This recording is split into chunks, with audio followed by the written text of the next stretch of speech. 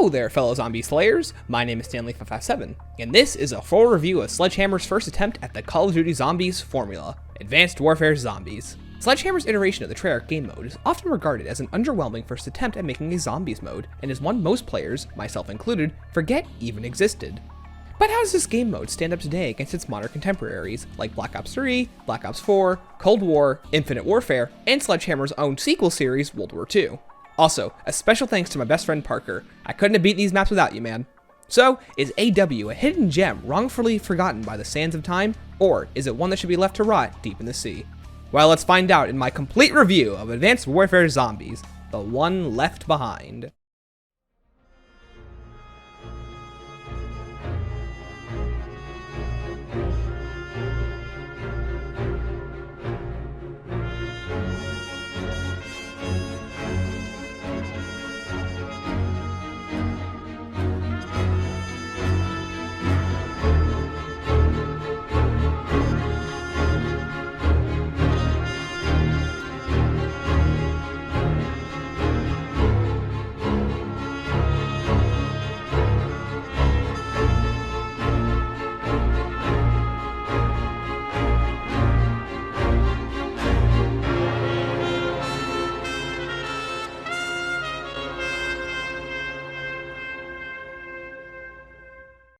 Before we get into the maps, let's go over what sets AW apart from other zombie outings. Well, the most obvious being the exosuits and the game's overall movement. After reaching the exosuit room in each respective map, the player gains an immediate melee boost, good to one-shot until the end of round 4, and movement upgrades. Double tapping the jump button allows the player to perform an exo jump, and double tapping the run button while in the air will give the player the ability to do a dash, which isn't much faster than simply running, but trust me, you'll be doing it all the time regardless. Next up are the enhancements to secondary equipment like grenades. AW is the first game in the zombie series to introduce a useful set of explosive equipment, the contact grenades being a personal favorite of mine, and up until the mid-20s are both satisfying and game-saving. Another unique change is the zombie AI and spread. In nearly every iteration of zombies, the undead horde is easily exploitable, and as long as the player is able to find a loop, they can circle the zombies forever in a concise train. This was slowly changed with the implementation of differing zombie speeds, abilities, attacks, and enemy variation. Like just look at Chaos for example. Regardless, AW jumped the gun on this feature and created 11 different enemy types as the maps go on, so I'll just run through them all real fast. Ignoring the standard zombie, there are Chargers, EMZs, Security Dogs, Host, Exploders, Oozers, Goliaths, Spikers, Meatbags, Blinkers, and Fuse Zombies, which are types of zombies that combine two of the previous named zombie types together. The game supports a large variety of enemies, but many of them simply blend together in the higher rounds as nearly every zombie gains an exosuit, making their unique traits something you won't even notice. Finally, the most unique change to AW gameplay is the weapon upgrade system. Instead of upgrading your weaponry once or twice for a hefty price like in every other zombies iteration, AW introduces 25 different upgrades for each individual weapon, with 20 being unlocked at all times and the final 5 being available to you once you complete most of a map's main quest. Each upgrade simply refills the weapon ammo and slightly increases its damage, with attachments and extra clips being added on further into the upgrade process for a small price of $2,500 apiece. Instead of proning in front of perks for 100 points, AW gives the players 100 points for turning on various power generators around the map, and if the player happens to come across a credit terminal, they'll be rewarded with an immediate 100 points, and sometimes these machines can even glitch out and give the player upwards to 1,000 points. Another feature are the orbital supply drops. Unlike Cold War where the player can build score streaks at the appropriate table, AW features orbital supply drops like camouflage, defensive drones, sentinel guards, and just free points. These abilities randomly drop around outside areas of the map and can be selected by pressing right on the D-pad. Advanced Warfare has a lot to offer in terms of gameplay, but how do these qualities translate into the actual game? Well, let's find out.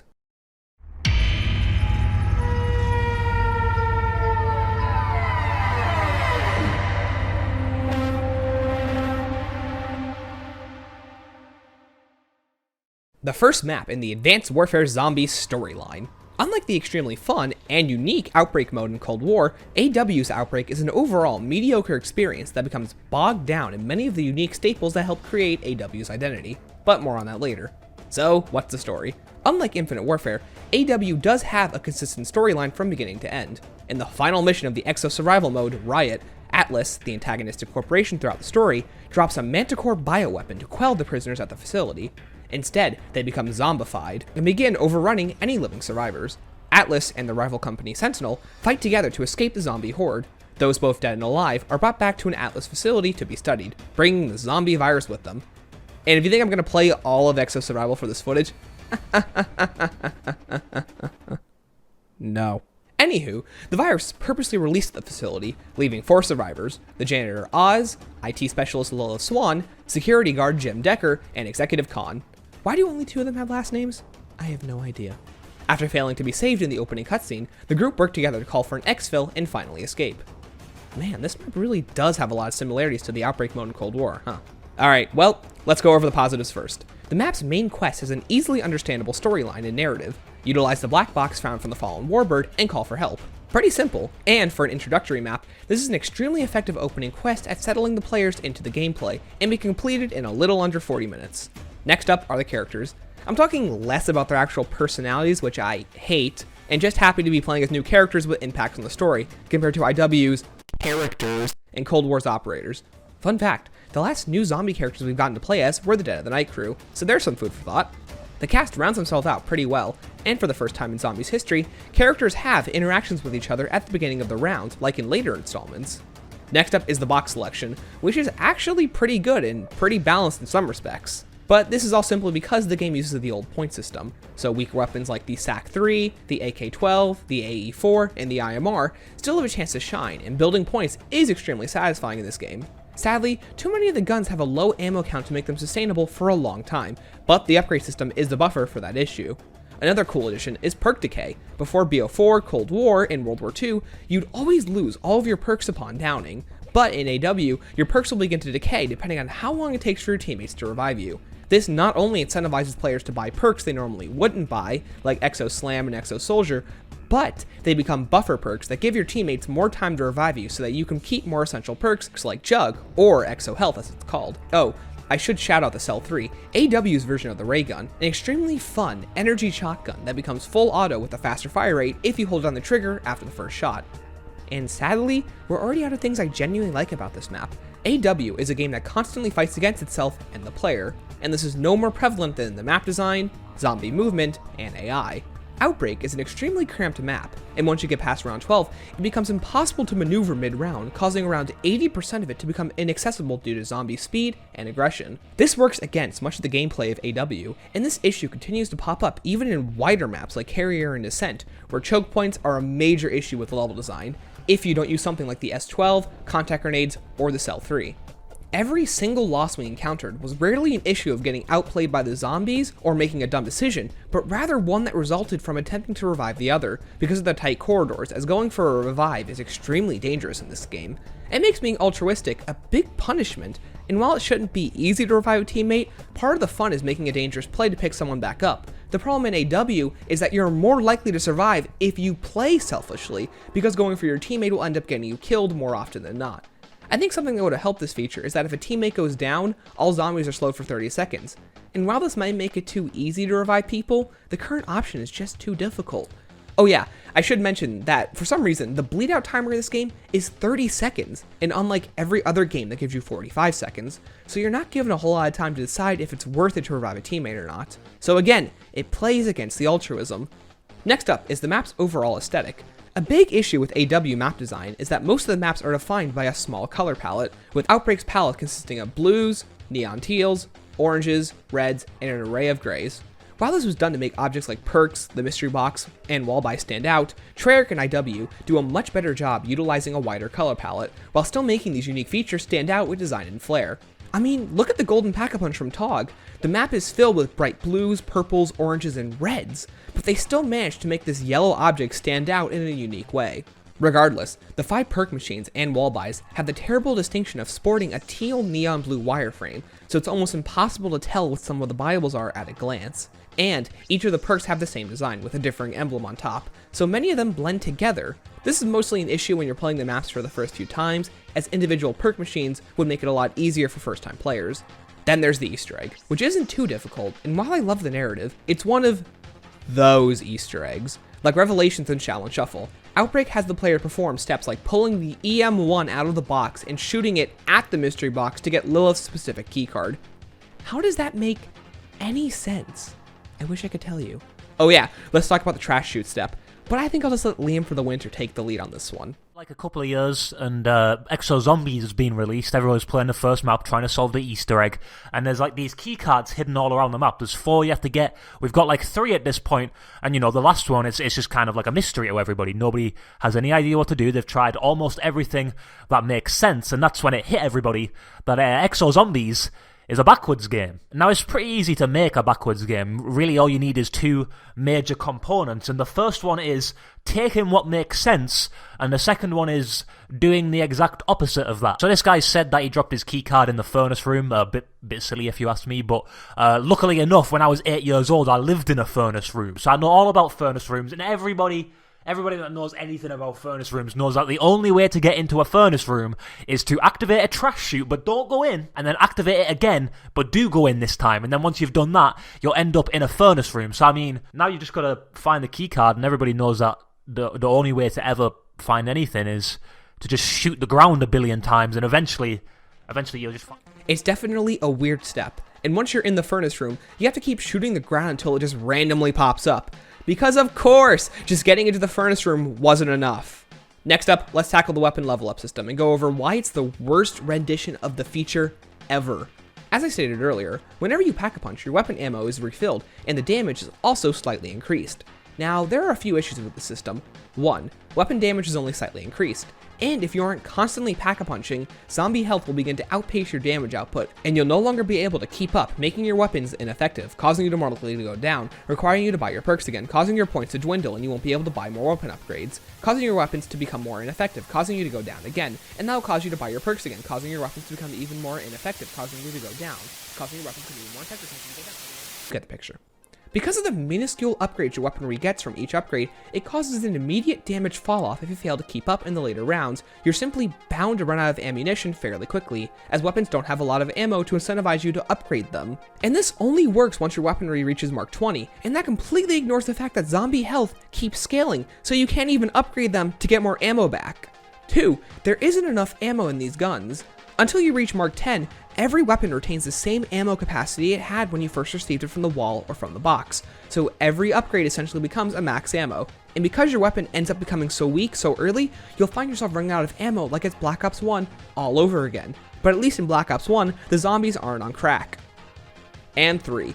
Point investment and diminishing returns. Now, $2,500 for a pack-a-punch weapon sounds like a good idea on paper, as it's only half the price of a regular Treyarch weapon, but you'll quickly find how expensive the process becomes. By Mark III, you've already spent 7,500 points, 2,500 more than the standard PAP weapon, and to get that ammo increase at Mark 10, you need to invest a minimum of 25,000 points, nearly the cost of a level 2 pack-a-punch weapon from Cold War, and 10,000 more points than both a double PAP weapon from IW and a fully pack-a-punch weapon from Black Ops 4.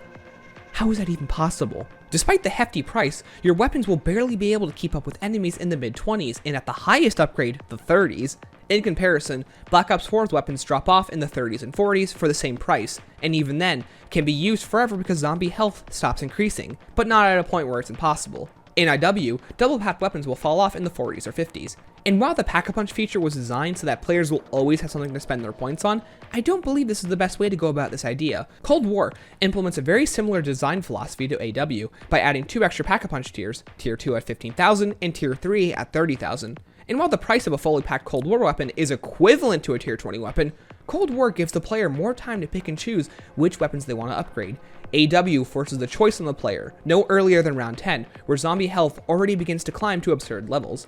And if the player chooses to ignore upgrades in favor of pulling something better from the box, they'll find themselves running out of ammo too quickly, and they'll become very ineffective against the zombie horde.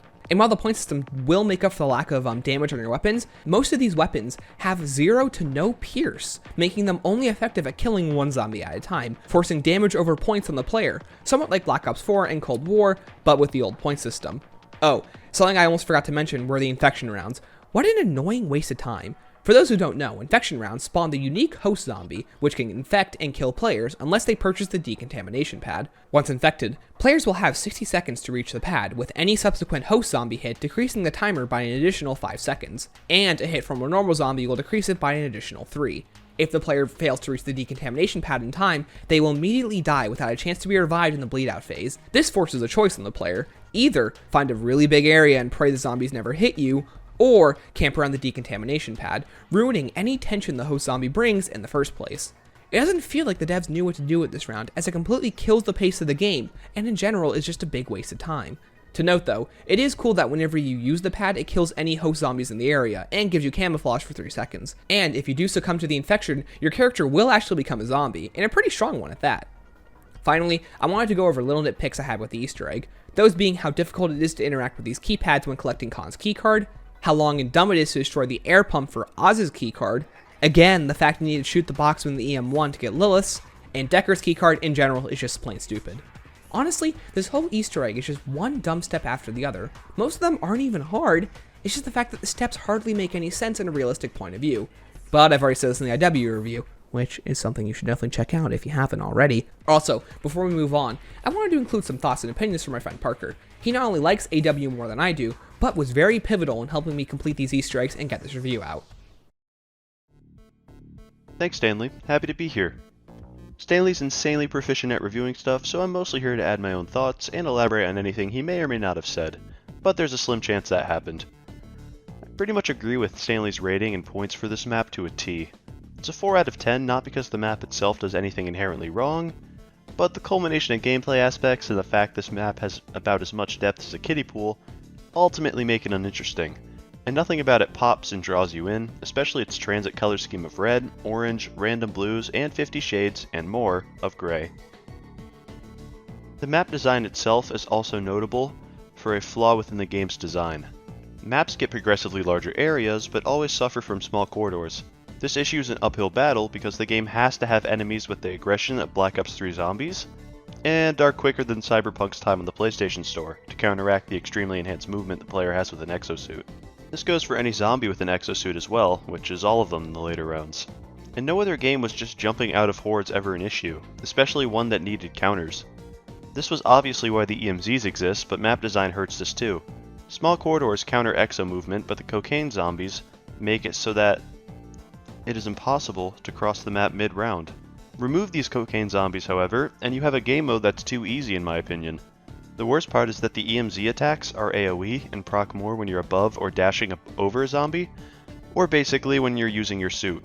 I think it would have made more sense for it to be exclusively tied to their swipes, but it's an issue that plagues this map, and maps to come, for the rest of the game. Final thing I'd like to talk about is while hitting the EM1, I ended up getting nanoswarms. I hit the box again, and right after, got the nanoswarms again. Didn't know this was possible, and needless to say, a very weird possibility. I guess the moral of the story here is to have better luck than I do. But that's how I would sum up Outbreak, a botched attempt at a new zombies mode that I couldn't possibly imagine the game makers considering fun and well designed, as too many of its core features conflict with what makes zombies, zombies, and needed way more time to be refined and polished. So, how do the rest of the DLCs fare? Well, the next map's not much of a looker either.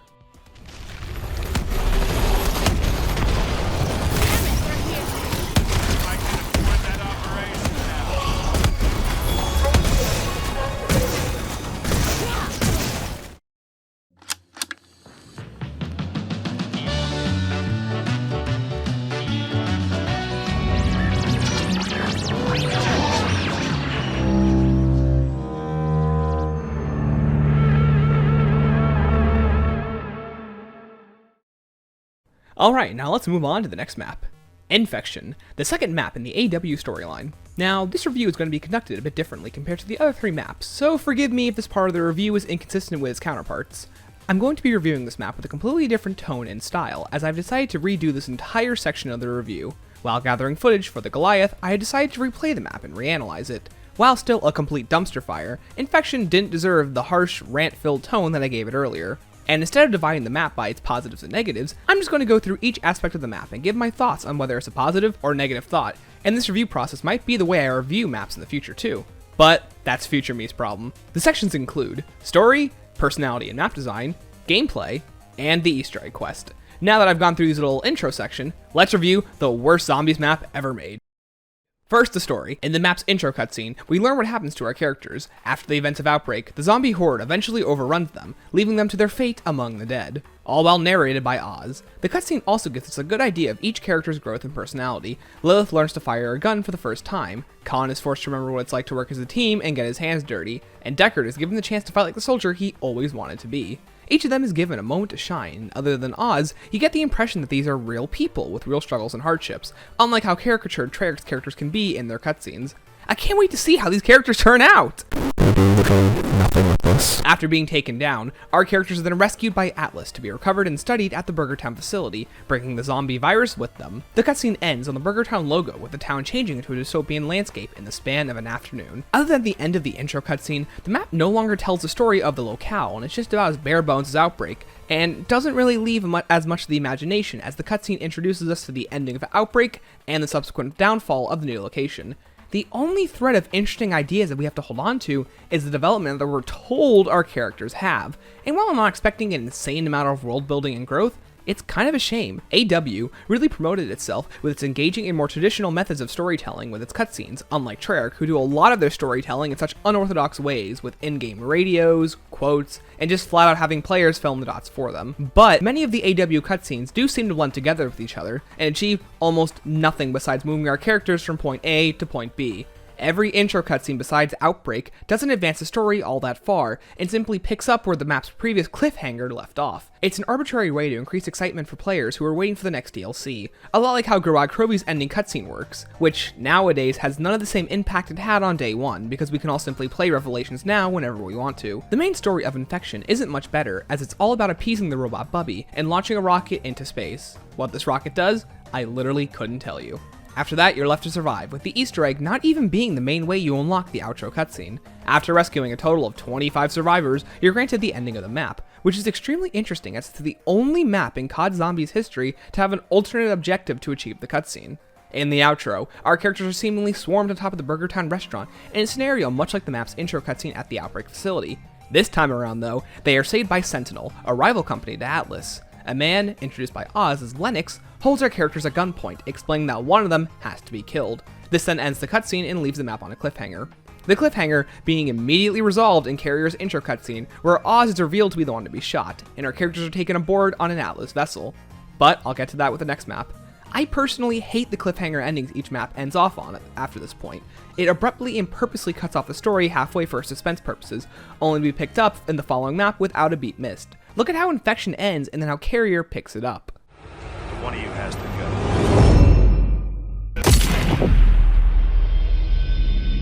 go. One shot to the head. My head. It feels extremely shallow. That would be like if I started a sentence and cut it off halfway,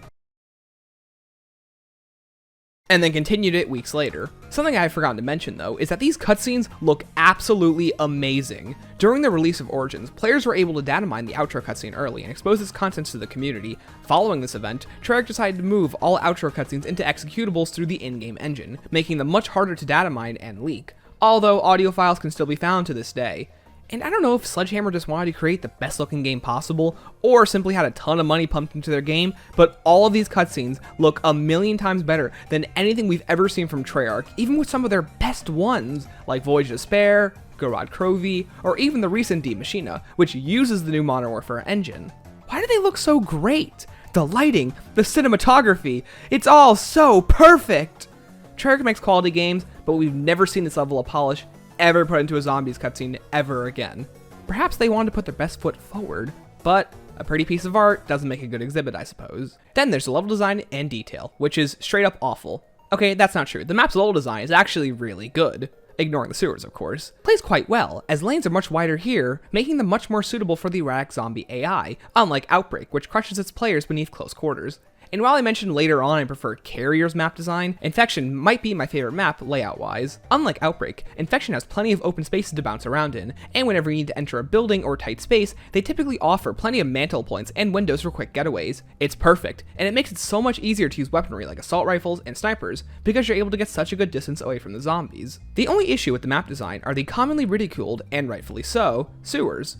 Cramped, poorly detailed, and disgusting to look at. A lot of Infection's map design and gameplay mechanics purposely push players into the sewers, so it's understandable why it's one of the map's most infamous features, and one people aren't wrong to criticize either. If I was designing this map, I would have created the sewers as 3 large boxes with varying levels of elevation, almost like a multi-story building, or a playground of sorts. The design and color palette could be improved upon too, but it's the sewers level design that would need the biggest overhaul. I believe doing this would make it much more fun to traverse the area. The closest example I can think of are the caves from the Extinction map Awakening, but as long as you're ignoring the sewers, it's quite easy to traverse every other area of the map.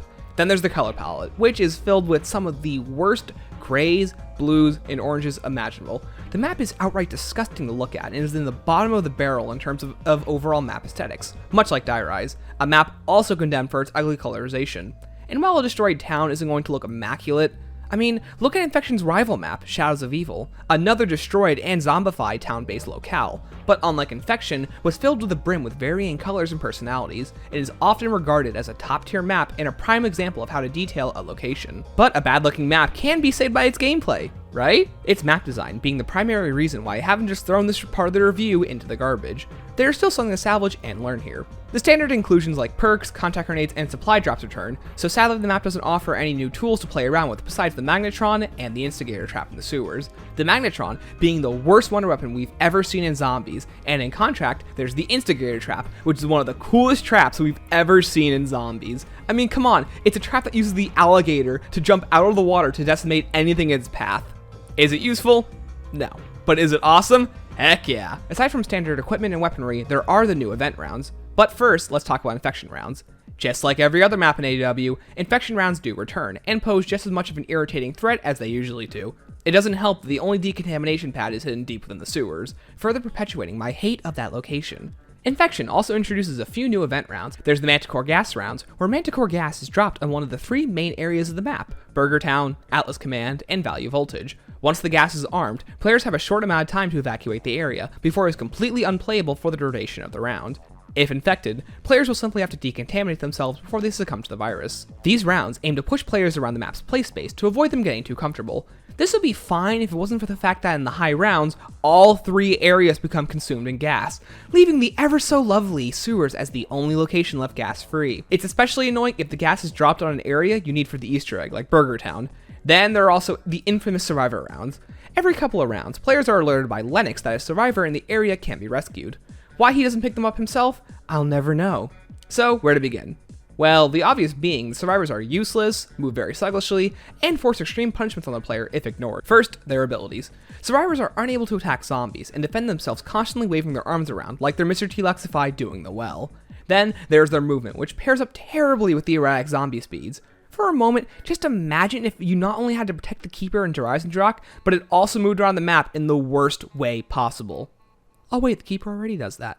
Then there's the punishments. If the player fails to save a survivor, the map experiences an EMP outage that lasts about a full minute. During this time, players are unable to reactivate any power generators around the map. After the full minute is over, players are then allowed to reactivate power generators and utilize facilities again. So if you go down anywhere between the survivors dying and the EMP pulse, you won't be able to buy perks again until the time limit is up. And trust me, Chug is too essential in this game to not have. And what wonderful rewards do you get for risking life and limb? Well, a free weapon upgrade, of course! You know, in a game where a weapon upgrade offers the smallest damage improvement in the series. Honestly, you're saving survivors not for the rewards, but to avoid the consequences, which isn't good game design. I swear, it's like the devs just wanted this map to be as painful as possible. So, how can we fix the entire survivor round? Well, first of all, we can remove those punishments, as this task should be completely optional, and the reward should be a free wonder weapon. Wait, no, the wonder weapon sucks. A free S12, or Cell 3, free perks, multiple weapon upgrades, extra hits, armor, a longer exometer, free camouflages, or even complete immunity from the EMZs for the upcoming 2 or 3 rounds. Something like this would be extremely useful, as the difficulty of these rounds should match the rewards. It would incentivize players to want to defend survivors, but still make it optional if they don't want to. A funny glitch Parker and I ran into is that if survivors are saved by the helicopter, and all players manage to go down around this time, the game will not automatically end. Instead, players will have to fully bleed out. I don't know how it works, but it was interesting to find nonetheless. And finally, we have the Goliath rounds. Spawning around 10 and then every 9 rounds after that, unless players are forced into an infection round, the Goliath is the only Panzer level enemy introduced into Exo Zombies. Sporting an Exo rocket launcher, full suit of armor, larger melee weapon, a riot shield, and an exosuit, the Goliath is an enemy not to be reckoned with. He's a well-designed enemy, and has just enough extra chaos to the point where he doesn't absolutely destroy the balance of the game. He's arguably my favorite enemy in the entire series, and as long as you aren't trapped in the sewers, can be quite a lot of fun to challenge and destroy. He also drops a max ammo upon death, which is actually really useful in this game, because max ammos don't spawn in a lot. Honestly, if he was the only enemy to be able to carry the ability to EMP the player, I genuinely believe AW would be a much better game. Now, I didn't go over this in the Outbreak section, because my thoughts on EMPs fit better while discussing the Goliath, because the Goliath using the EMP ability would have been a great way to make the boss fight feel unique, but because of his rarity, it would only be a problem players encounter every few rounds. That's a good use of the EMP. So let's go over why the EMZ is the one zombie type that ruins AW zombies. Your exosuit is the ultimate lifeline. It gives you the ability to combat and stand toe-to-toe with this uniquely aggressive and mobile zombie horde. But what would happen if the game decided to temporarily remove your ability to use your exo movement and it slightly impair your vision? Surely this wouldn't be the worst gameplay decision ever, right? AMZs temporarily disable your exo movement and your exo punch, which is only good to round 4 anyway, so that part isn't much of a loss. I wouldn't be surprised if the developers also considered taking away your perks as they were tied to the exosuit in-universe, but decided even that was too cruel. Regardless, your exo abilities are disabled for a total of 5 seconds. 5 very excruciating seconds. And the EMZs perform EMP blasts with a very large vertical radius, so every time you attempt to exo jump or dash over them, their blast will immediately punish you for trying to do so. And these zombies spawn quite frequently among the horde, and are the ones I'd highly recommend prioritizing as they make the gameplay a chore to do. This also applies to the Goliath, who sports the same ability, even though it would make the most sense if this ability was distinctly his own. This distinction would make the Goliath a unique threat, and his infrequency wouldn't constantly disrupt the gameplay flow. These EMP blasts make battling the Horde frustrating, as the Exo ability is the one thing keeping the gameplay energetic, and the EMZs constantly break up the flow of the game. I found them to make the gameplay extremely annoying and frustrating. These zombies become increasingly infuriating as the game goes on. Just like the lava in transit, there isn't a way to counter them, so the player is left to deal with them, which just isn't good game design at all. The best way to change this feature would be to remove it altogether. And if removing something from your game makes your overall experience considerably more enjoyable, then you're doing something wrong. But I don't believe the devs want us to come to this conclusion, so let's formulate a quick compromise. A simple fix would involve shortening the recharge timer, and a more complicated fix would involve the creation of a fuel meter, much like in Black Ops 3's Advanced Movement. This meter would give the player about 3 to 4 different exo actions, much like in the base game. But if affected by an EMZ while in the air, the player runs out of actions until they land. This would create a short delay like they intended without punishing the player too heavily. And while this doesn't exactly match the idea of an EMP as the one used by the zombies in the base game and much more realistic, I've said this before on streams and I'll say it again here, even if it's realistic, doesn't mean it's fun. This is definitely the second biggest reason why I went down this game mode. The 5-second timer forced on the player is extremely deadly, and if you're hit by a subsequent EMZ, your timer will restart, forcing another 5 seconds on you. Alright, I think that's the end of the EMP rant. Sorry about that. The gameplay of Infection is most definitely what brings the overall experience down, and it's why I gave the map such a low rating. It's playable, but there are simply too many other maps that offer better experiences. Whatever, who cares about the gameplay? Let's talk about that main quest now. Just like the gameplay, Infection has an atrocious main quest that mainly comes down to your ability to find obscure parts and collectibles rather than your ability to actually kill zombies. Many of the steps don't particularly amount to anything, and feed into what makes completing the Easter egg steps so difficult. The 5-minute zombie timer. Once we got into Black Ops 4, Treyarch decided that to make it harder to discover Easter eggs, the final zombie would bleed out after 10 minutes. Originally, it was 5. But funny enough, this idea was originally implemented into Advanced Warfare. After 5 minutes, the zombies will bleed out, and this was extremely noticeable going forward, as nearly every single Easter egg step in AW doesn't require you to kill zombies. Rather, the devs wanted you to solve arbitrary puzzles and do Easter egg hunts with an aggressive AI, and while these quests are called Easter egg hunts, they don't fit very well into Advanced Warfare because of the previously mentioned zombie issues. The first half of the Easter egg amounts to players building a burger for a robotic friend, Bubby, to consume, so if that's not a hallmark for how bad this egg is, then I'll quickly describe how to build the burger. First, you have to find 4 orange valves in the sewers, with only one of them spawning in at a time, and let me say, it is not easy to find them. Watch me struggle to find them over nearly 30 minutes in my live stream I did a few months back. After that, you need to exo jump and grab this golden frying pan. With the pan, you'll be able to enter the ritual room in the sewers and fill the pan with the blood of our zombie friends. After that, you'll then be required to find 4 random piles of meat scattered around different areas of the map. And let me say, it's nearly impossible to find them without a bit of luck. It's an aggravating step, and once you find all 4 pieces of meat, you can then cook the burger with the magnetron. After that, you're tasked with finding burger buns from specifically Burger Town infected employee zombies. Once you've assembled your burger, you must then disinfect it before you can finally give it to Bubby. Now, I'm slightly paraphrasing here, but I can't emphasize enough how difficult it is to complete these steps with not only the 5-minute zombie timer, the Manticore gas rounds, the Survivor rounds, the Infection rounds, and the Goliath rounds too. After that, you're then tasked with finding and charging a battery. This then allows Bubby to give you a key. Use the key to open the burger on top of the restaurant, use the instigator trap to collect a zombified hand, use the hand to collect a data pad, insert the data pad into this computer, launch the rocket, re-enter the burger, collect the updated data pad, and then finally give it to Bubby. The main quest makes absolutely no sense, and the cohesion of the steps performed do baffle the mind just a bit. I like to give a bounty of 1 penny if someone could clearly explain to me what launching this rocket does, because I can't explain at all what its purpose is supposed to be. The Easter egg quest is without a doubt the worst part of the map next to the map's colorization, but if we were to improve upon it, I would probably make the quest less about finding and solving puzzles and making it more about zombie killing. Remove the need to make a burger, and instead have us hack and control Bubby, but do so where we have to do something interesting like protecting a survivor while he gets us access to the back room of the restaurant, and change the blood pan step to simply killing zombies. I don't know what this would do exactly, but it would probably be better and a lot more fun than what we already have. Infection is an absolute mess of a map, but if you're not doing the main quest, you'll probably have a better time than I had. Even replaying the map to get footage was enough to make me rewrite this entire section of the script. For my general opinion on this map, playing it and having fun is the equivalent to dribbling a bowling ball. It's possible physics-wise, but I'd like to see you try without questioning if the sheer amount of effort to do so is worth it. It has that same feeling you get when your leg brushed gum someone stuck under a school desk. What I will say about this map is that an interesting balancing factor is that this is the only map to remove chargers. This is a very unique choice because Infection's sewer is far too tight for them to exist. While Outbreak may have tight corridors and Carrier has death stairways, this map is also the only map to force you into a specific region, that region being the sewers. This feature luckily didn't return because they realized the zombies map is more enjoyable when you can actually play the map, but it's interesting to realize they removed an aggressive zombie to make the sewer slightly more bearable, especially considering the acid zombies introduction, and conclusion, was on this map. This choice doesn't seem like a major change though, because along with acid zombies, 2 other zombies and 1 boss zombie were added. The first were Spikers, a zombie that when shot at can retaliate with an AoE ranged attack, and it's pretty much an anamorph porcupine. It doesn't do much damage, but it's very annoying.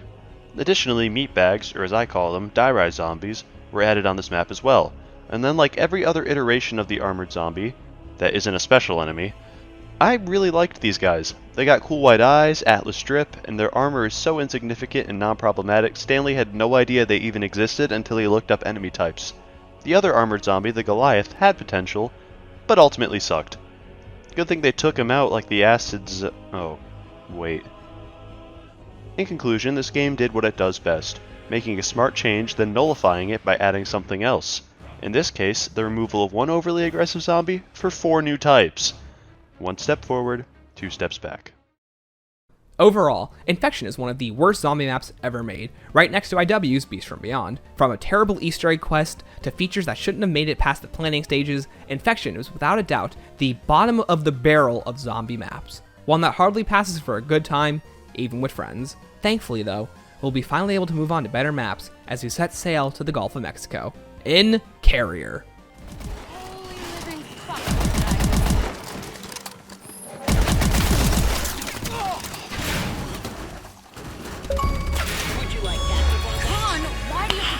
Nice. Cynical. I mean, why do I always have to be right? Because I am.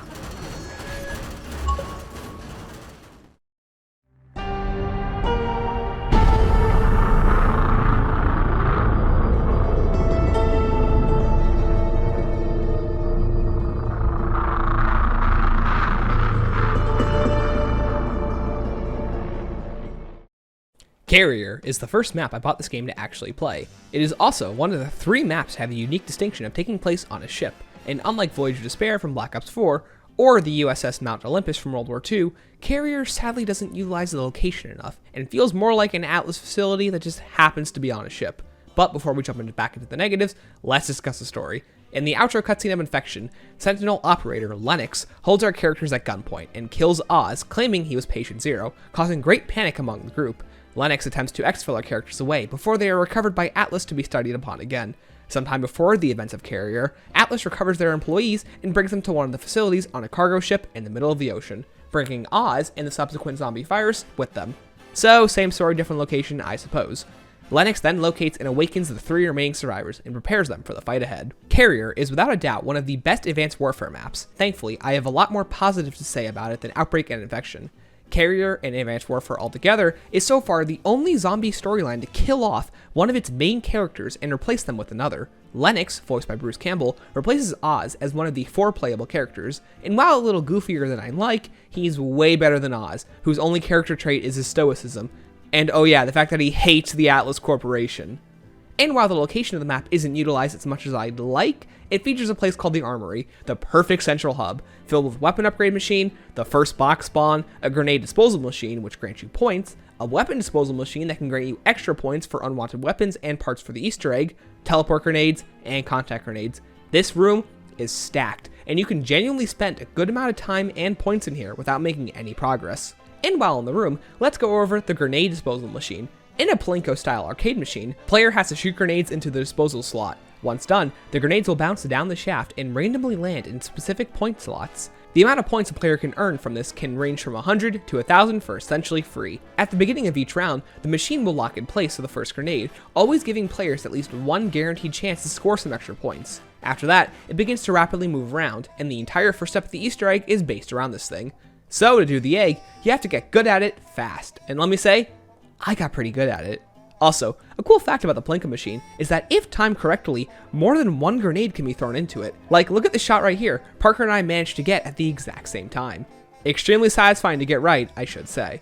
Alright, next up is the Wonder Weapon, the LZ-52 Limbo, the third Wonder Weapon in the AW lineup, and unique to Carrier. The weapon boasts stellar offensive prowess and pierce capabilities. Sadly, it has a rather low ammo count to make up for this, so constant pack-a-punches are a must.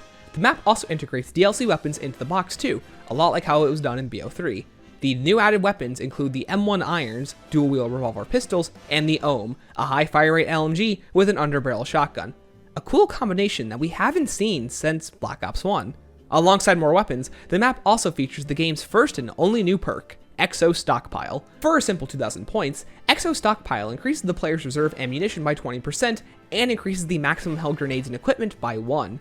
Also, it recharges 2 grenades each round instead of 1. Something I should mention here is that while contact grenades are a permanent upgrade, more can be purchased off the wall for an additional 500 points apiece. A bit pricey, but worth it for something so incredibly destructive and swift. Unlike the entirety of Outbreak and some of Infection, Carrier was designed with the Exo abilities in mind, and utilizes tons of open space and higher ceilings to allow the player to maneuver the zombie horde in more satisfying ways. The EMZs are still a major issue though. For Infection rounds, this is also the only map in the entire collection to sport 2 decontamination pads on the main map, and why the others don't is beyond me. And, just like for Rucked and Dead of the Night, Carrier also features a double spawn system. Thankfully, the decision was made so that it sends players to the opposite spawn only if a 3rd and 4th player are added, so duo squads are able to spawn in the same room, saving some early game points. As, unlike Dead of the Night, doors opened on either side don't open the other side's corresponding door. And another issue I found is that while I wish the cargo bay doors weren't 2,000 points, they do offer the extremely open cargo bay and exosuit, so I can kind of understand it from that point of view.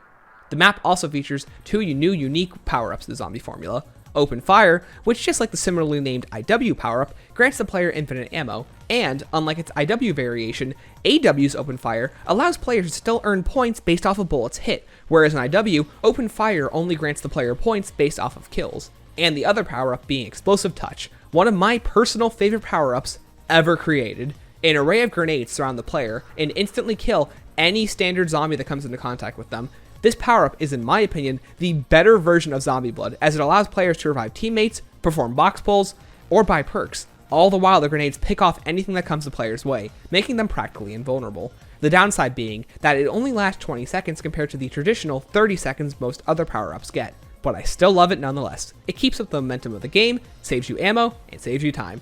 Explosive Touch is the power-up that all new power-ups should at least strive to be like. The map also features the return of the Goliath zombie, for better or worse, and the all-new teleporter zombies, or otherwise known as blinkers. I only mention them because, unlike spikers, oozers, and meatbags introduced on Infection, the blinkers look and feel much more unique and interact with the player in a completely different way compared to the spikers, oozers, and meatbags, which all assimilate into the zombie horde and are very easily forgettable. Also, the blinkers are needed for the main quest, so that helps out their memorability a bit more too. A new feature is that every few rounds, a new objective is activated, the Atlas Strike Team. The game will notify the player where a bomb is being set, and if the player chooses to rush over to that location, they'll encounter Atlas personnel, attempting to protect the weapon until its detonation. The Atlas Strike Team are the first and only human AI enemies to ever make a non-boss appearance in Zombies. Sporting guns, an exosuit, permanent camouflage from zombies, the Atlas Strike Team is a force to be reckoned with. Always spawning in groups of 3, the Atlas Strike Team can also deflect grenades and utilize Goliath suits in the higher rounds. One or two of them will also drop a 10-second camouflage power-up that can temporarily protect the player while they defuse the bomb. If the player fails to defuse the bomb or chooses not to, the area chosen becomes consumed in manticore gas for the remainder of the round, and mostly inaccessible while the strike team moves on to bomb at least 2 more areas. Thankfully, these rounds never occur alongside infection rounds, and in the event that a player manages to take out the Atlas Strike Team but fails to defuse the bomb, they still lose the specific area for the round. But without the team, no other bombs are able to be set, giving players a bunch of different ways to approach the scenario, with varying rewards and punishments. Also, if at least 3 bombs in total are set off, a Goliath is spawned in the following round after the 3rd bomb. This is an excellent punishment. Getting to fight a difficult enemy is something a game all about action should be doing, rather than penalizing the player. It doesn't stall the momentum of the game, as the Goliath isn't much harder in Carrier as he was in Infection, and doesn't arbitrarily punish the player, so major props to the AW devs for the amount of planning and various situations the strike team can place the player in.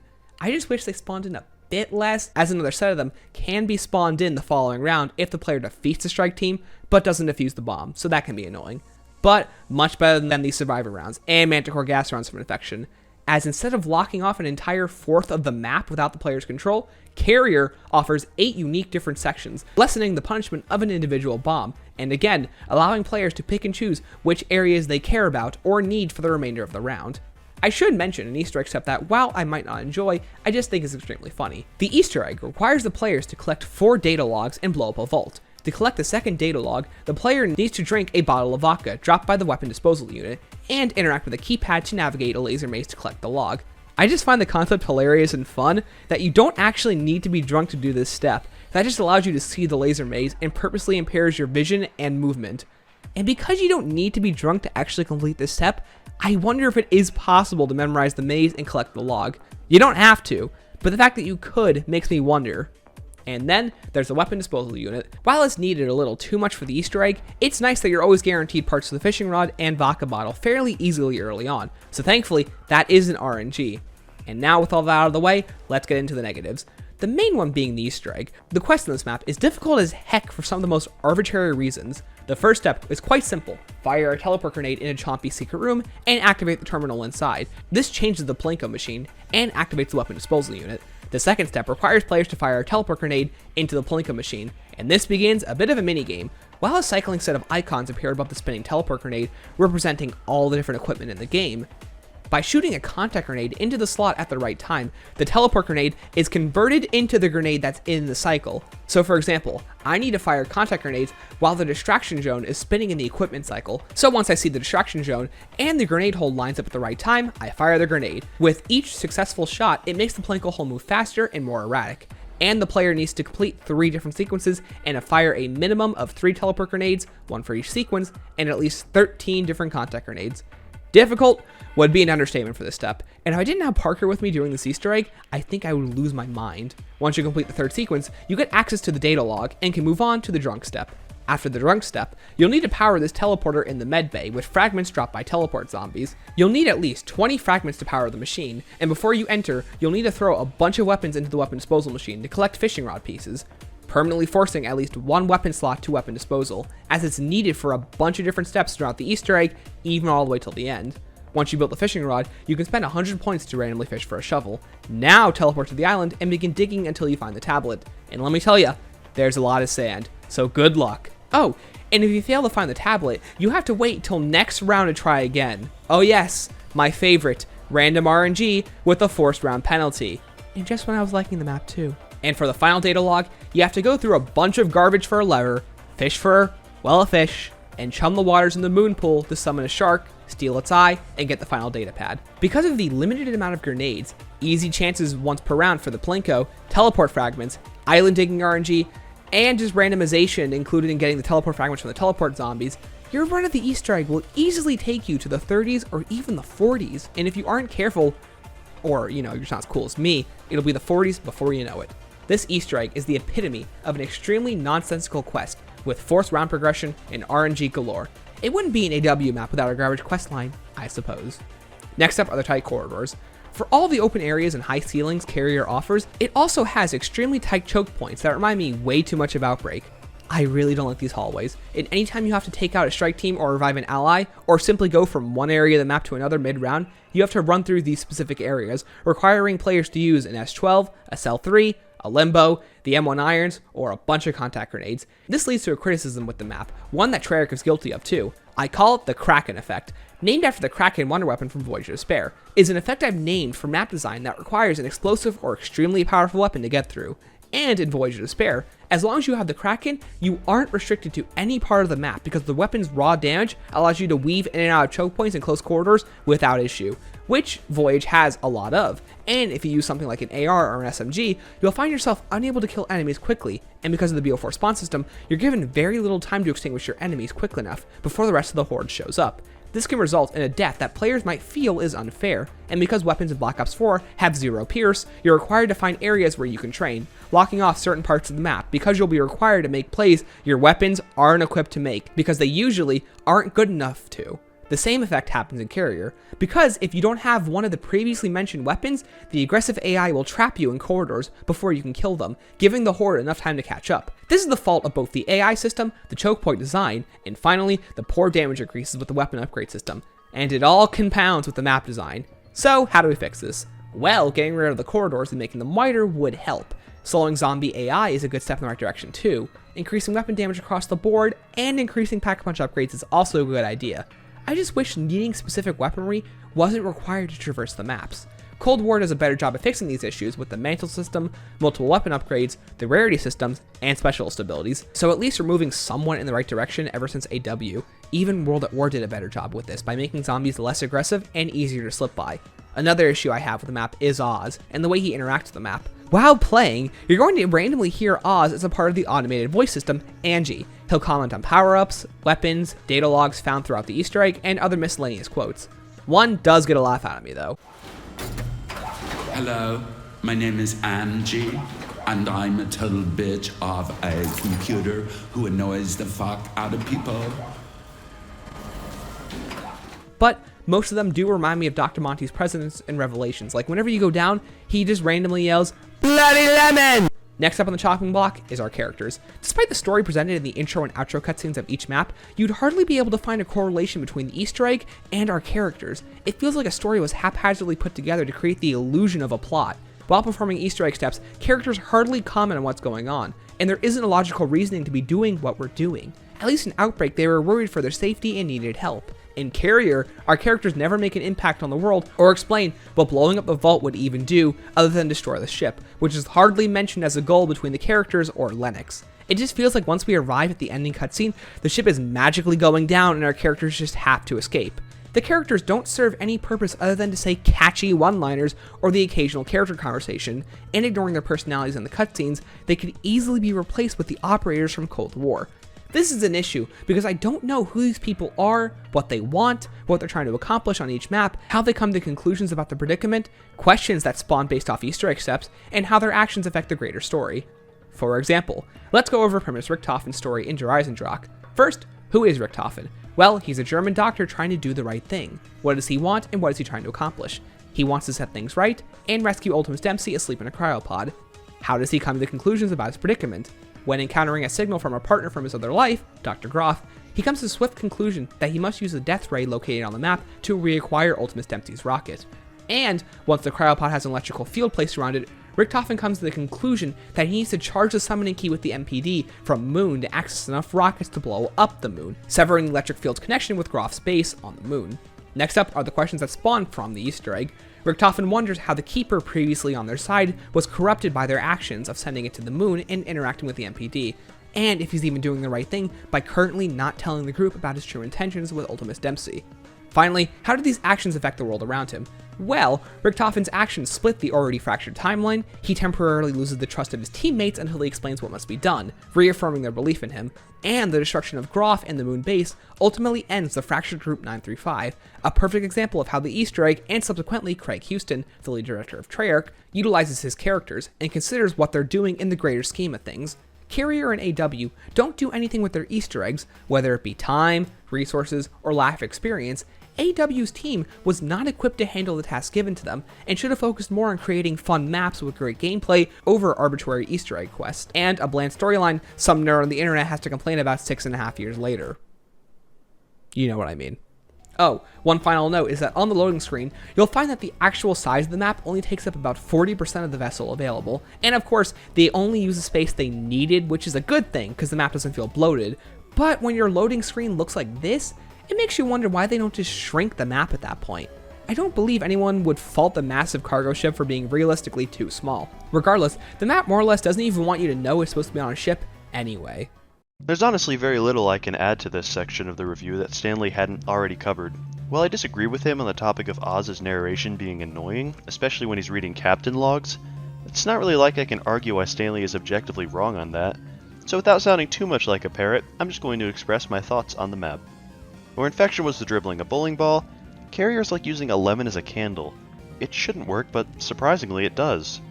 You're in yet another facility, sure, and the ocean looks more like a basalt delta from Minecraft without the lava, but the map improves by making each room a distinct different color, easy to traverse, a perfect central room, and a super unique wonder weapon.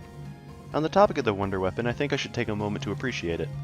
In a time where wonder weapons are no longer completely unique, but rather a derivative of a pre-existing one, the Limbo truly felt fresh and incomparable to any other wonder weapon. It had Pierce, covered a large area, and there was a strategy using it considering its arc. It all culminates to the perfect train clear, but especially in Advanced Warfare's case. In a Treyarch game, I'd argue the Sluquifier is the perfect training weapon. All zombie movement is more or less in sync in Treyarch games, so its chain reaction effect works very well. Same applies to the Wunderwaffe and even crazier weapons like the Wave Gun and Thunder Gun. In Advanced Warfare, your trains look like a McDonald's toy collection, and zombies of all shapes and sizes are running and flying at all different speeds. Something like the Sluquifier or Wunderwaffe would simply be less effective.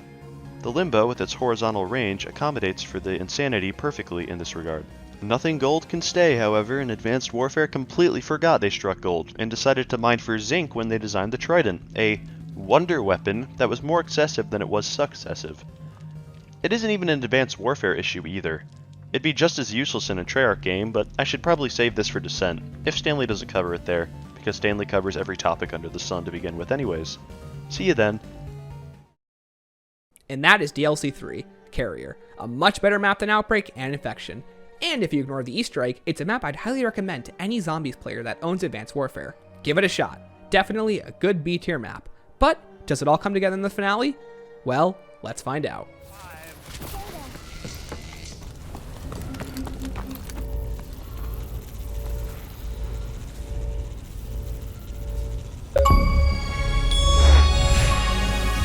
That did it. This ship's about to become one big tax write-off. Who pays taxes? Hey, no one gives a fuck, okay? We got 2 minutes before we're all guzzling seawater. Move!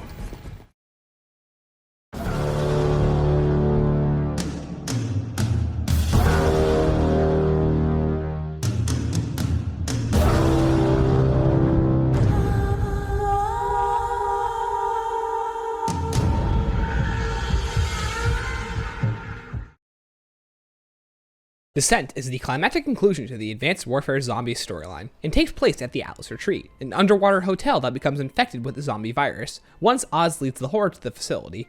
But what about the story? After the destruction of Atlas's cruiser and carrier, our characters learn that Oz is both alive and undead, becoming a zombie coordinator, much like Ultimus Richtofen's role in the Victus comics before the beginning of Black Ops 4. Formulating a strategy, our crew track him down to an Atlas hotel sitting in the middle of the ocean. Already overrun and infected, our characters decide to head there to put him down for good and learn the truth. Descent is also a much better map than AW's first two outings, much like Carrier. First, the location. Descent is the closest we've ever received to an Atlantis map, and honestly, both the location and design of the hotel are a great change of pace. The map design uses circles and curves to present its hallways, and open spaces compared to the rigid and hard right angles that plague Outbreak and Carrier. It makes the map feel more natural to traverse, and don't worry AW devs, I noticed it. That hard work didn't go unnoticed for once. It genuinely is one of the best maps design-wise, and unlike many of the hiccups that can appear on Outbreak, Infection, and Carrier, Descent doesn't have as many of those issues because of how wide the lanes are and the rooms are. Finally, an AW map that has open rooms where you'd never be able to realistically touch the ceiling. This gives the players enough leeway and room to fly as high as possible to avoid the zombie horde, and makes platform boosting and exo jumping over them more fun than ever. And then there's the weapon additions. For the final AW map, the developers added the Trident, a laser shooting wonder weapon that bounces off walls and seeks zombies on its rebounds. A really cool wonder weapon, and its interactions with the environment are fun and unique, especially with infinite ammo. Look at it go!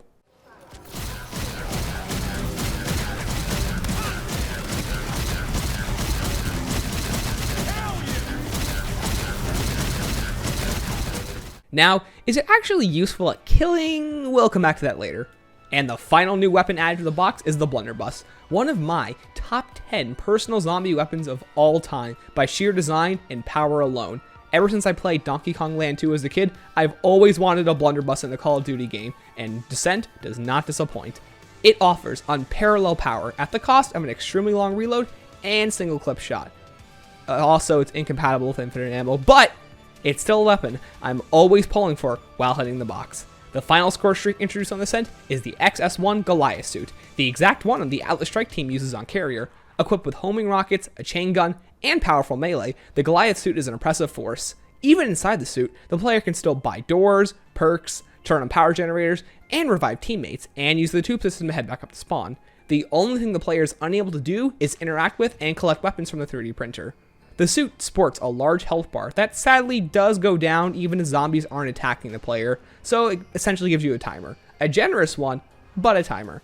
Once the player is ready to leave or the suit has been destroyed, it'll self-destruct, dealing no damage to the player inside. They are also not affected by host zombies during infection rounds, but lose the homing rockets if affected by an EMZ. Of course, nothing is sacred from those. Another feature I really loved were the Oz boss fights.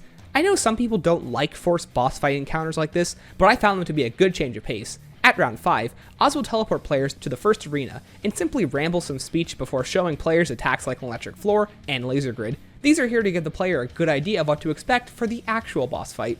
The real first boss fight comes at round 13, with an EMP laser grid, sentry turrets, wall turrets, manticore gas, and a crap ton of zombies. Oz has got it all. The primary challenge does come from waiting sadly, but a fight like this hasn't really been attempted since, so I have to commend the creativity. And finally, on round 20, the player confronts a mutated Oz for what is the first Call of Duty Zombies boss fight. It isn't the first Call of Duty co-op mode boss fight though, so Oz gets third place behind the Kraken from Extinction's Mayday and the Breeder from Extinction's Nightfall. The fight is pretty simple, as the player needs to turn on 4 generators around the room and lure Oz to the decontamination pad in the center to be able to render damage to him. With a maximum limit of 1/4 HP per decontamination pad, the fight is more or less 4 phases, and it reminds me a lot of the Keeper fight from Horizon Drak, except the fact that Oz doesn't have a whole lot of attacks aside from charging at the player and making wide swings with his arms. It's a bit too tame for a character like him, but the first fight does make up for that. My favorite part is how natural the fights occur in gameplay too. If you're doing the Easter egg, you're guaranteed to do these fights while completing various steps, which adds a nice level of cohesion to the end of the story. Also, once you beat the Oz boss fight, you're rewarded with a bunch of point drops. Wow, a boss fight with an in-game reward that isn't a max ammo? What a crazy concept! Finally, during the Easter egg, there are plenty of steps that actually require you to kill zombies with a certain restriction, which is crazy, I know! Actually killing zombies in a game all about killing zombies? Insane. Sadly, as the final DLC, Descent doesn't offer as many new features as Carrier did, but I'd say this is for the best, as Descent is a great final map utilizing everything that makes AW fun, while concluding the story. But what about those negatives? The biggest issue is the story, but we'll get to that later. Some of the steps of this Easter egg are absolutely atrocious. For one of them, you need to power these energy tanks in the lounge with EMP zombie pulses. It's infuriating and takes forever to actually fill them up. I can't imagine game testing this and then staring back at the developers going, yeah, that was fun. The only special rounds Descent has are infection rounds and the 2 Oz boss fights, so once you're past round 20, all you'll have to deal with is those pesky host zombies. Unlike Carrier, Descent only has 1 decontamination pad. 2 if you count the one in the boss fight, but whatever. It's just weird that they didn't add any more after how well 2 of them worked in Carrier. Another issue is the Easter egg length. As we've gone through each of the DLCs, the Easter eggs have taken longer and longer. Outbreak has a 40-minute quest, Infection usually takes about an hour, Carrier is 90 minutes, and Descent rounds it out with a 2-hour-long slogfest. Unlike previous maps, Descent features Easter egg exclusive challenge rounds. Now, this is something I wanted on previous maps as I called out Infection and Carrier for having too many arbitrary puzzles and not enough zombie killing. Descent makes up for this with the 5 total zombie killing rounds with specific stipulations. It makes the pace of the game go by really quickly. The issue I have is that just like Carrier, the Easter egg pushes the rounds really high, and then the zombie health and poor weapon damage increases come into play, making other arbitrary tasks like the jump puzzle take forever. And even if the player saves a zombie in the higher rounds to do steps like the jump puzzle, you'll still only have 5 minutes before he bleeds out, and the next lengthy round occurs. It inflates the Easter egg time because steps like the jump puzzle, and Samantha says, take a precious time if not done quick enough. You have to wait a full round before trying again. It essentially got to the point where I had to train a full round of zombies inside the pool area just to make sure we can complete the jump puzzle in a timely manner. Thankfully though, I take an Easter egg that pushes rounds because you're supposed to be killing zombies rather than RNG-induced madness any day. This was the first Easter egg Parker and I completed last July, whereas Outbreak, Infection, and Carrier were all completed in early March. I was definitely the least experienced while playing this map, and I found myself going down too many times, so I had to keep rebuying perks and hitting the box for deep in weaponry. So for most of the game, I had no points to spend on weapon upgrades. And trust me, Descent is a map you don't want to be having point issues with. Then there's the Trident, a really cool wonder weapon on paper, but terrible in gameplay. Because of Descent's hotel design, it lends itself less to close quarter facilities, so the Trident's ability to rebound off walls and track zombies is least effective on Descent. The weapon would have been better suited on any other AW map, and in general, the damage of the weapon isn't wonder weapon levels at all. Even in this gameplay, it feels weaker than it should be. It would make much more sense if rebounded shots did double damage than the base shot, and it persisted longer if rebounded. Also, making the bullet velocity quicker would help too, as it's too slow to catch up the zombies, despite the fact that they're supposed to be tracking bullets. So AW is only 2 for 4 on wonder weapons, with one of them being on every map, so for unique wonder weapons, it's just 1 for 3. Then there's the story. At the end of the Easter egg, the characters enter a digitized version of Oz's mind and memories. You know what, just go with it at this point, where he reveals the truth of what's going on. But before we get into that, I want to go over how disgusting this room looks. The bright white lights, the black as oil floor, and the small area make for a pretty pathetic arena, and for some reason, the only items in the room are the bus from Outbreak and the weapon upgrade machine.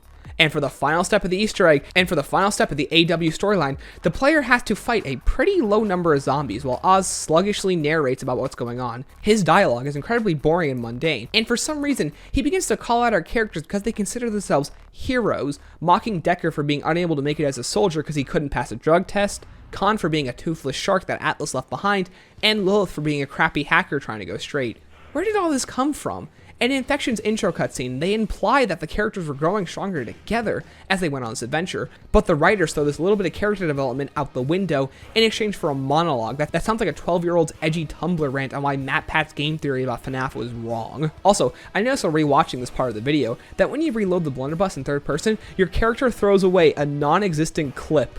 Also, Oz's character model just stares into space as he's supposed to be talking, and that while he caused the virus, the other three's DNA can be used to develop a cure that Atlas wants to exploit, and then Oz ends the game with the classiest one-liner of all time. And demand. I fucking hate those Atlas fucks. Truly a AAA company at work. Then there's the gameplay of this final step. The developers have an insultingly low amount of zombies bombard the player. You don't even have to fight Goliaths, just the enemy mix present on Descent, with nothing interesting added to it as the same 3-note beat plays for 8 minutes on end. Listen to this track. Where are we? You're in my memories. Atlas monitored and stored them in this machine. feels so real. Shut up and watch. Listen. Remember.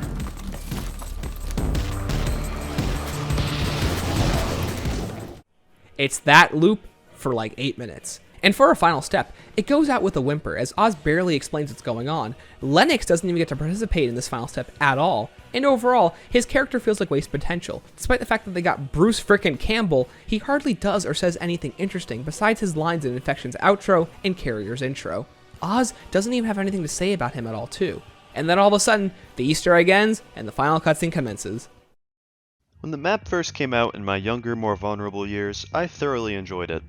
It was by far my favorite map within Advanced Warfare, from its atmosphere, cool boss fight, and cool wonder weapon. Now looking back on it, the wonder weapon just kinda feels like a joke, especially given this map has another wonder weapon that's much more wonderful than the Trident. The atmosphere is still nice, but it is still just another facility map. Instead of a new enemy type, you just get combined zombies, which means 2 annoying enemies for the price of 1. Stoked. The Trident, as I mentioned, is lackluster, having none of the things a wonder weapon is known for other than maybe fun, but that's completely subjective. Does it get you out of corners? Does it clear hordes easily? Is it good for camping? Does it do incredible amounts of damage? If you answered yes to all these essential things a wonder weapon requires, you'd be wrong! The Chad Blunderbuss, on the other hand, clears hordes, gets you out of corners, and deals excess damage. You tell me what wonder weapon deserves the prefix Wonder. The Oz fight itself is cool for being the first technical zombie boss fight, but the minute you look past its historical importance and the fact that it's the first of its kind, it really doesn't hold up. I know it's unfair to judge Oz based on today's boss standard, where we have multi-stage, strategy-reliant, screen-nuking zombie bosses, but I'd argue that even if you were to pit the Keeper, the first Treyarch boss, against the modern-day bosses, it's still more fun, memorable, and overall better designed than Oz is. Where his entire fight is more or less avoiding EMP bombs with a radius the size of Canada, and running around in circles activating generators. What I will say about this boss fight though is I enjoy the idea of building up suspense to the round 20 showdown. The intermission at round 5, mini boss fight at 13, and his ominous countdowns really work towards setting up the ultimate mutant Oz fight. My issue though is the execution of these ideas. The round 5 intermission is cool the first time you play the map. After that, it's a boring chore. The round 13 one is better, but very easy to cheese with the Trident or Blunderbuss, the real wonder weapon. By the time you actually get to round 20, suspense is more like annoyance. I think Blood of the Dead, for all its flaws, took the concept of Descent and executed it perfectly. You get an unskippable cinematic detailing Brutus as this angry, menacing threat, sicking dogs and zombies on you before you enter the actual prison. And you can choose to shoot Brutus, which will spawn him in for a little fight. This whole segment isn't necessarily hard, but the cinematics, difficulty based on player choice, and the fact you aren't locked in a small room while Brutus rambles about his collection of fun buttons, all lead to suspenseful build-up that's also engaging, knowing that wouldn't be the last time you see Brutus. With all that said, I give Descent a 5 out of 10. It's a very average map, with the most potential out of the AW repertoire, but close only counts in horseshoes and hand grenades. Despite my criticisms about the story, and more on it at the end, Descent is a great finale to Advanced Warfare Zombies, if you ignore the Easter egg and the blaring lack of a satisfying story. You'll find it's a great way to cap off the season, but as it turns out, the game still has a few more tricks left up its sleeve.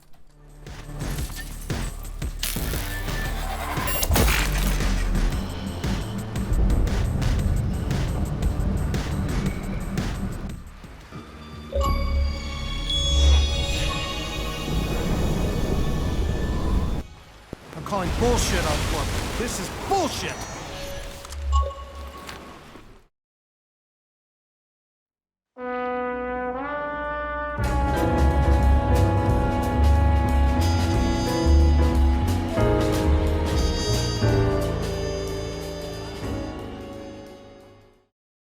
The first and most immediate reward comes from beating the Descent Easter egg. Once you do, you'll have access to the double feature mode. Think of it like a hardcore playlist for multiplayer, but made for zombies. With no HUD, a black and white movie filter, points only being earned from kills, no bleed out timer, no weapon stash upon respawning, stronger zombies, and no teammate display or name tag. It's a true challenge, especially for a game as already difficult as AW. On the bright side though, the weapon upgrade machine only costs 1500 points a piece, so a good box pull or two would make the ordeal easier. It's an interesting mode and always available whenever the player starts a game of Descent, but personally not my cup of tea. Another reward only found on Descent is the trophy cabinet, with each one tracking progress on a map's main quest and additional side quest. Here are all 4 Parker's and I's trophies after beating every Easter egg. You'll notice that there are only 4 trophies but 7 slots, the other 3 being unlocked on Outbreak, Carrier, and Descent. Outbreak's alternate trophy requires players to level up their keycard level by only getting melee kills. This also unlocks the alternate ending, where the characters are saved by the exfil they called in, rather than it being destroyed by an orbital strike supply drop, in the actual ending. Carrier's alternate trophy requires the player to beat the drunk laser minigame in under a minute with a fish in the player's inventory. A pretty difficult feat, I must say. Also, the fish is a red herring. Get it? Red herring. Get it? Because it's supposed to trick you. Because trick people because it's a red herring. Because red herring is supposed to trick people, and that's the Finally, Descent's alternate trophy requires players to beat the mutated Oz fight in double featured. This also nets the player an additional achievement. And while each of the challenges offers an interesting and unique way to replay previous Easter egg steps, I personally don't find myself interested in attempting them because I don't like the gameplay loop of AW enough to warrant challenges that may take me game after game to beat, but they're nonetheless there anyways, and I had to bring them up. I just wish Treyarch attempted something like this in their games too. What if you got a trophy for beating Dreisendrach with only the bow and your starting pistols, or beating the iceberg step on Voyage of Despair with only 7 or less icebergs destroyed? 6 is the minimum, by the way. Or beating Firebase Z with impaired vision and slowed movement. They would be really cool challenges, and I'm surprised that Treyarch never cared to do anything like this to encourage replayability or offer alternate endings, a feature fans have been asking for since Moon. So again, props to the AW developers for inserting this into the game. So come on Treyarch, get to it. Alright, now I wanted to go over the final cutscene in its own section, because it doesn't have a whole lot to do with Descent, but rather just the storyline in general. The final cutscene takes place after the second Oz fight, and implies that in the storyline of the game, our characters complete the end of the Descent Easter egg and learn they can create a cure for the virus before they defeat Oz. The final fight itself was most likely intended to play out at the end of the Easter egg, but they probably moved it to round 20 so that more players would get a chance to actually play it. So I can understand their reasoning from that viewpoint. After doing something on the computer in front of her, literally I have no idea what Lilith is supposed to be doing here. She wants to be the one to burn Oz's body with an awesome flamethrower. We never get to use this thing in the actual game mode. Where the heck was that? And she just pulls it out behind her like, oh, got a flamethrower all of a sudden. Whatever. Come on, devs. Where'd she even get that from? I don't even think you guys know. You just wrote it in there because it looked cool. After that, Oz narrates what happens to the characters. Lennox becomes a lieutenant colonel for Sentinel, and helps Deckard get admitted as a soldier into the company as well. Khan, no longer wanting to fight with guns, takes up a lawsuit against Atlas with Lilith, who becomes a hacking activist alongside him. The camera then pans down below the arena to reveal that Atlas has created thousands of clones of Oz to unleash the virus again and create more chaos, ending out on a pseudo cliffhanger ending with one of the clones opening its eyes. Other than the ending stinger, it's a pretty good way to conclude the story as it wraps up and finishes each character's storylines. Now, if you've seen the IW video, which if you haven't, you definitely should, you should know that I'm not a fan of the cliffhanger ending. Thankfully, AW doesn't leave a whole lot to the imagination, and regardless, we got World War II, so we know that AW's never coming back.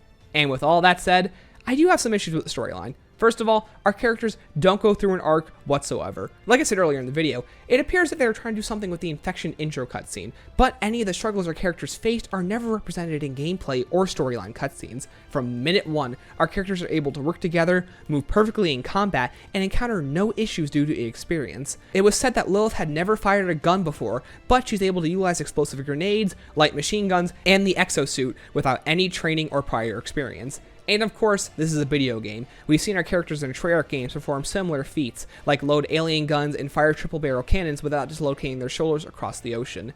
The difference being is that Treyarch has never pointed out issues with realism, and fully embraces the fantastical nature of the series. This is also an issue with World War II, where someone at the dev team really wanted to make sure that these games were as realistic as possible, while we're battling zombified titans and using exosuits to bounce around at unrealistic speeds. It's weird. I understand fleshing out our characters and giving them drawbacks and explaining their background, but there's two issues with this. 1, it feels like the writers are picking and choosing what's realistic to fit the narrative, and 2, the drawbacks given to the characters don't fit the art form of zombies at all, because there's no way to give characters unreasonable drawbacks. Every character has the same abilities and stats as they are all designed with the same coding with a different skin pack applied. It's impossible to make their struggles realistic without changing zombies into a class-based game.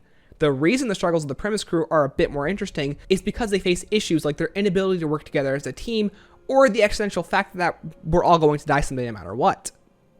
You know, interesting things. The themes and ideas conveyed in Black Ops 3 and 4 don't contradict the gameplay, and I'm going to bring up the same point I made in IW. It feels like the writers and the gameplay designers were creating two different games, and just like in IW, the writers don't do anything with what they set up. Lilith is always a natural with a gun. It doesn't express any issues she came across or any surprise to the new experiences that she's learning. Khan is getting his hands dirty once again after being an executive for so long, but he never expresses any frustration. He's a team player the minute you start playing with him, and doesn't face any difficulty firing a sophisticated weapon or using his exosuit, despite the fact that he would never be in a situation where he'd have to wear one. Deckard is enjoying killing zombies, but his euphoria never borders on insanity and is never questioned. Oz points out that Deckard is enjoying the killing a bit too much, and while not every throwaway line has to be explored, it would be more interesting if they explored these concepts through character conversations and cutscenes, much like Black Ops 3 and 4 do. Another issue is that it's weird that despite the fact that Oz is the narrator of the story, they give a surprising amount of development and connection to Lilith. Zombified Oz calls her Lily in the Carrier outro, and she's the only one who appears to feel sympathy for him and his situation.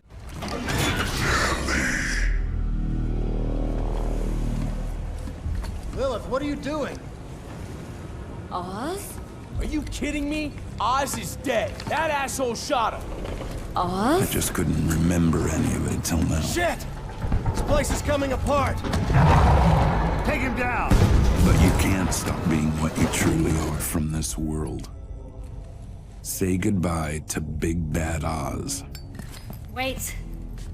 I'll do it. Besides, there's only room for one monster in this world. Atlas will pay for what they did to you, Oz. And it had better watch its fucking head. She's also the only one to react to Oz's death violently in the Carrier intro, and volunteers to be the one to burn his body. They think they're the good guys. You bastard! You shot Oz! That thing you call Oz? He's the source of the infection. A bullet's not gonna stop him. What the fuck? I don't really know what they were going with this, because Oz calls Lilith out for being a hacker trying to go straight at the end of the Descent Easter egg. It feels weird and it feels rude that the way that she did care about him. It feels like the relationship Lilith has with Oz is one-sided, but this plot point goes nowhere anyways, and it's weird that the writers tried adding this into the story, despite the fact that they don't do anything with it. It would have been more interesting if at the end of the Descent Easter egg, Oz doesn't call her out, but instead says that he's sorry that she ever got dragged into this.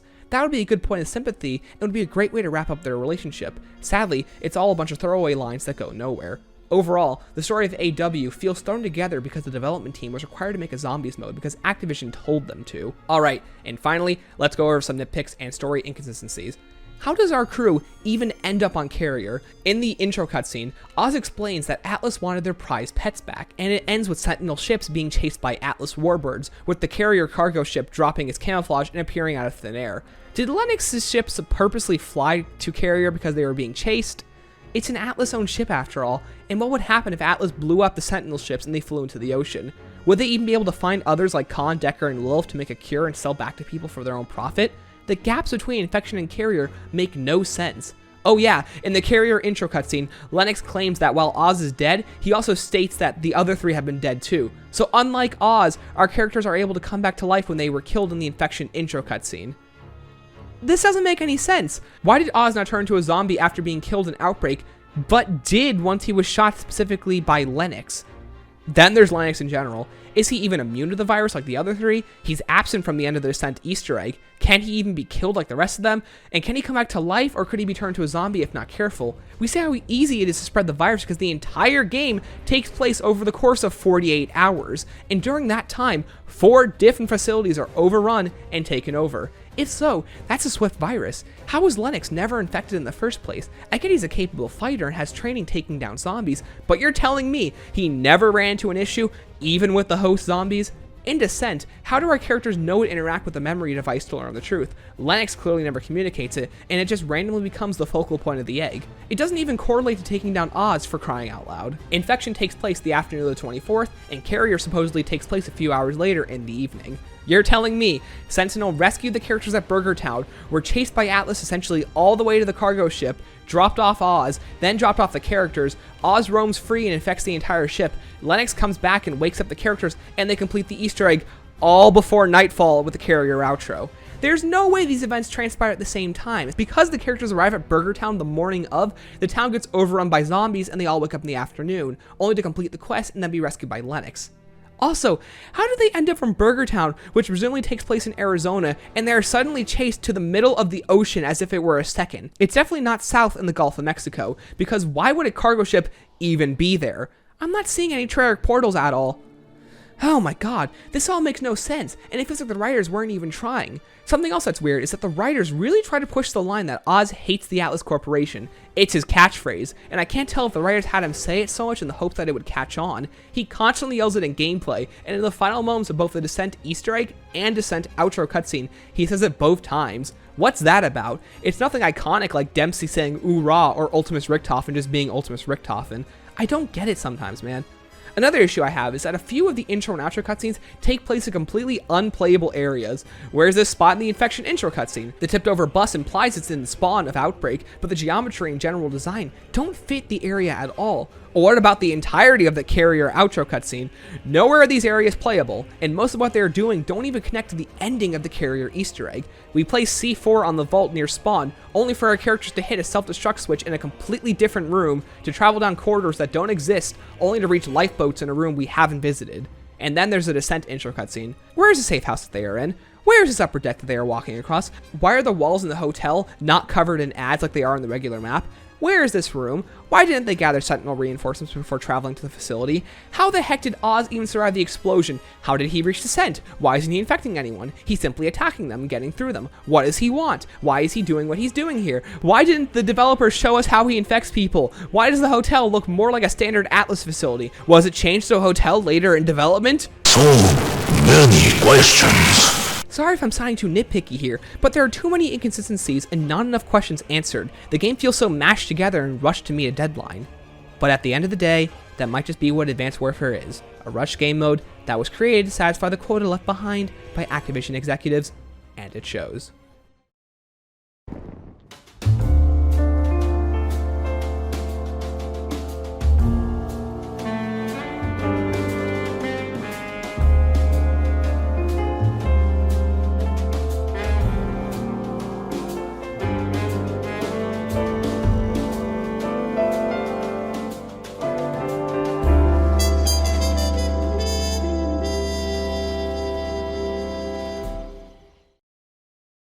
Overall, Advanced Warfare is not a game mode I recommend people to play. While Carrier and Descent are fun maps, they are experiences I'd recommend to those who take this game mode less seriously than I do, as they work better if you go into it with a mentality that you've got a bowl of popcorn with you and you're going to be watching a cheesy B-movie. A flashy, contradictory B-movie. One where if you shut off your brain, you'll find yourself having a pretty good time. Sadly, that's just not how I view this game mode. And compared to IW, it is a much worse experience. Its rushed and sloppy production shows, with strokes of genius sprinkled throughout that might have just been luck on the developer's part. But, with all that said, it's plain to see why this is the game that should be left behind. Huge thanks to Stanley for having me on for this video, and for having me join him on his AW adventure. Do I think objectively it's the worst iteration of zombies in the Call of Duty franchise? Absolutely. But even though it's a train wreck, I still think there's a lot of fun to be had in this game. Until next time, everyone. Thank you all for watching. Despite my lengthy and mostly negative criticism, Parker and I had a blast completing these Easter eggs and just having fun in general. The mode is still a piece of hot garbage, but it's one I recommend you play with friends and expect a so bad it's good time. Just don't do the Easter eggs, they aren't good at all. If you enjoyed this video, consider subscribing and join the Zombie Slayers. This video does take a really long time to produce, so I hope you guys enjoyed it. Thank you for watching, and remember, keep on slaying.